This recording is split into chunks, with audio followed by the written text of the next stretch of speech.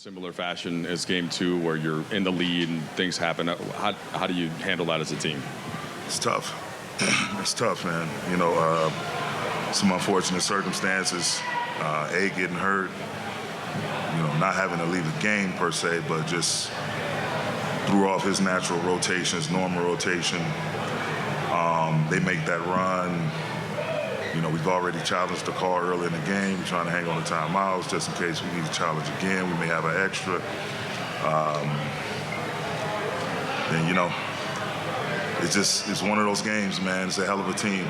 The defending champs for a reason. I've been saying it the entire year, the entire series. They know how to gut out wins. They've been there before. But I couldn't be more proud of our crew.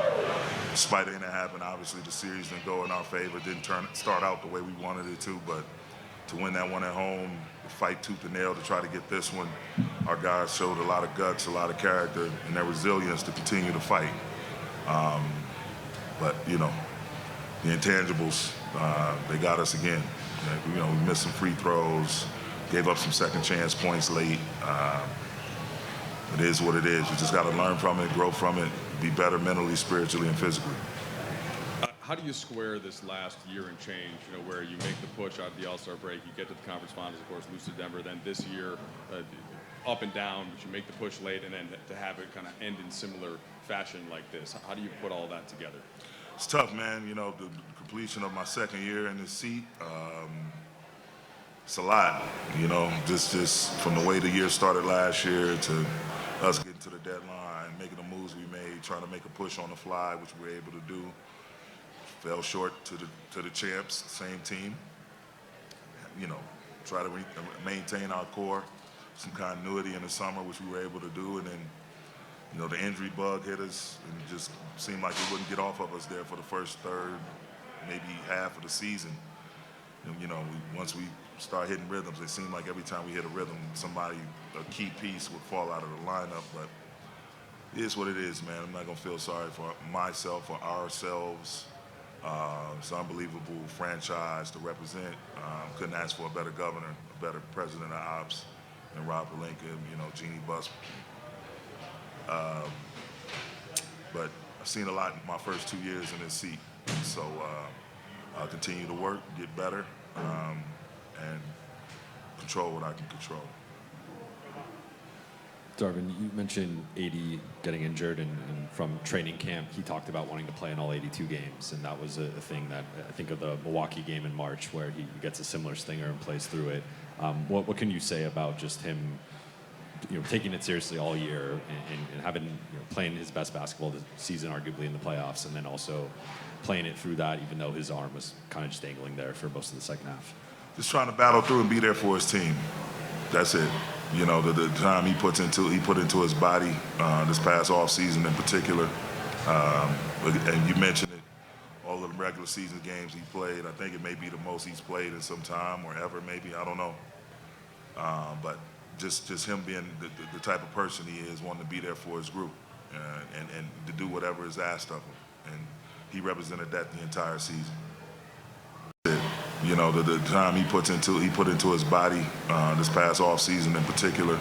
And you mentioned it, all of the regular season games he played. I think it may be the most he's played in some time or ever, maybe. I don't know.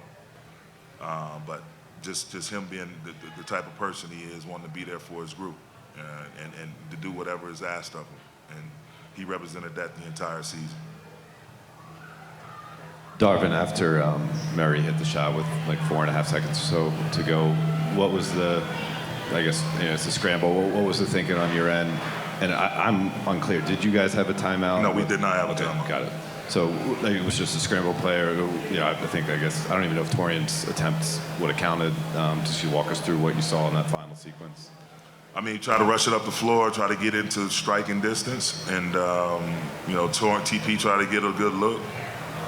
Felt like whoever that was that walked up under him, they're not going to call that call in that type of situation unless it's completely gross.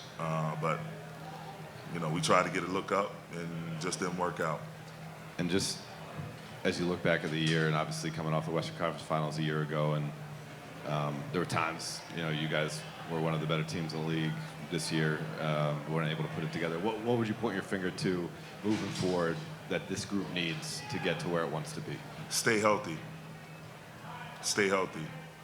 You take a lot of flack for your rotations and all of that, but rotations are secondary. The primary is health. And when you're losing, you start the season off without key pieces, and you lose some key pieces early. They come back and you lose some more key pieces, and a couple guys have been out 2, 3, 4 times during the course of the year. It's hard to build that continuity. You have all these talented players all along your roster, but to have a set 9, 10 guys, and you lose one, that's one thing, but to have 2, 3, 4 guys missing at different points and times it's tough, and all the while trying to manage a guy that's in his 21st season, another guy in AD that's in his 12th, all the previous injury history he's been through. Health is as great as a wealth, and that's pretty much it. You got healthy players, you can figure the rest out. Darvin, the series will say 4-1. We all know it was much closer than that. How do you process that, especially these 2 losses where you easily could have walked out of here with a win? How do you process that flying home? You just have to sleep on it, collect your thoughts. You don't never want to speak from erratic emotion. So you just soak it all in, watch the game, see what you could have done better, and go from there and be better for it going forward. Again, it sucks to lose and to the same team. I'm happy we broke that ice and was able to get one. But overall, we won a battle. They won the war. And we just got to figure out ways to get better from it. How do you put in a capsule your 2 years as a head coach for this type of franchise, coaching LeBron and AD at this stages of their career, you being a first-time head coach with the scrutiny that comes with this? How do you capsulize all this tonight? It's a great question.